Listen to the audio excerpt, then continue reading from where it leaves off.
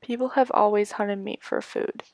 In the US, it started first with the Native Americans who would hunt the bison and use all parts of them for food, including the horns, the hoofs, the oil, and the meat. With human growth going up 1.1% every single year, people want more food. Farmers are running out of space and ways to develop this food source more efficiently and effectively. This is a problem that has been addressed by many environmentalists and animal activists alike. Here in the US, there are several laws that cover the slaughtering of animals. One of them states that all animals must be killed humanely.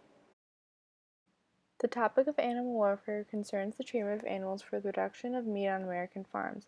With the increasing demand for meat on farms under more pressure to produce larger quantities of meat in a smaller time frame, the issue is controversial because of the conditions in which animals live out their lives. Since the goal of farms is to produce as much as possible, this often leads to condensing the animals and giving them as little room as possible, or this is how the public perceives it to be produced. Some people feel that the practice of factory farming is inhumane, while others argue the animals don't really know what's going on anyway. The term factory farming is also highly disputed. The issue started when accounts of how chicken farming is currently done to meet demand was under scrutiny. The other side of factory farms states that it is well funded by big companies and they use progressive technology to make sure the animals are as comfortable as possible. What the public doesn't know is that this perception is actually false. Once the cows are born, they are free to roam and feed on grass. If they aren't able to eat grass, they are gently weaned onto it.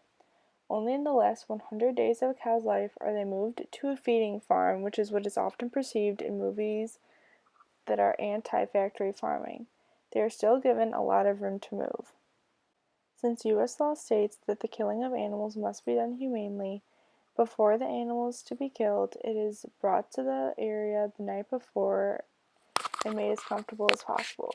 The animal is then put to rest by a method of stunning. After the animal is asleep, the animal is then bled out, and which is the most humane way to do this and causes them the least amount of pain. The meat is then cut up, packaged, and sold to consumers.